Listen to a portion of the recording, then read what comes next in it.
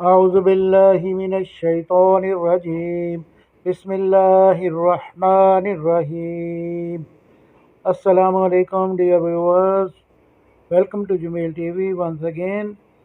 Today we will study the commentary on Surah 83 AlMutaffiffin. Let us start from its introduction. There are 36 verses in this surah and it is at serial number 83 in the compilation of Holy Quran.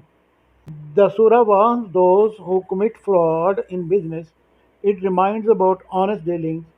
The righteous will prosper. Allah has record of every person. Where from surah got the name? The surah takes its name from the first verse. أعوذ بالله من الشيطان الرجيم ويل للمطففين. Woe to those who give less than due. The word mutaffif, who gives less, is unique to this surah and not mentioned elsewhere in the Quran. Period of revelation. The style of the surah and its subject matter clearly show that it was revealed in the earliest stage of Makkah when surah after surah was being revealed to impress the doctrine of the hereafter on the people's mind. This surah was revealed when they had started ridiculing the Muslims and disgracing them publicly in the streets and in their assemblies, but persecution and manhandling of the Muslim had not yet started. Some commentators regard this as a Madani surah. This misunderstanding has been caused by a tradition from Ibn Abbas radiallahu anhu, according to which when the Holy Prophet sallallahu alaihi wasallam arrived in Medina, the evil of giving short weight and measure was widespread among the people of Medina. Then Allah sent down Wailul lil Mutaffifin, and the people began to give full weight and measure. Nasai, Ibn Majah, Ibn Mardawiya, Ibn Jarir, Behiki, Shabul Iman.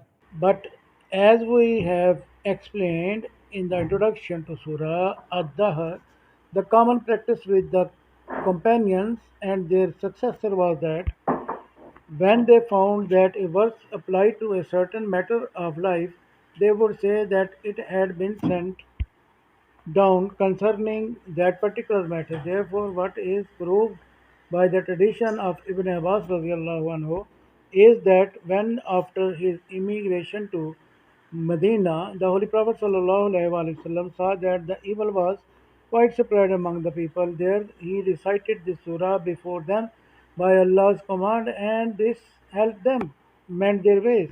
Theme and subject matter. The theme of this surah too is the hereafter. In the first six verses, the people have been taken to task for the prevalent evil practice in their commercial dealings. When they had to receive their due from others, they demanded that it be given in full. But when they had to measure or weigh for others, they would give less than what was due. Taking this one evil as an example out of countless evils prevalent in the society, it has been said that it is an inevitable result of the heedlessness of the hereafter, unless the people realize that one day they would have to appear before Allah and account for each single act they performed in the world. It was not possible that they would adopt piety and righteousness in their daily affairs, even if a person might practice honesty in some of his less important dealings in view of honesty is the best policy. He would never practice honesty on occasion when dishonesty would seem to be the best policy. Man can develop true and enduring honesty only when the fears of Allah and sincerely believes in the hereafter, for then he would regard honesty not merely as a policy but as a duty and obligation, and his being constant in it or otherwise would not be dependent on its being useful or useless in the world. Thus, after making explicit the relation between morality and the doctrine of the hereafter in an effective and impressive way, in verses 7 to 17, it has been said, the deeds of the wicked are already being recorded in the blacklist of the culprits, and in the hereafter they will meet with utter ruin.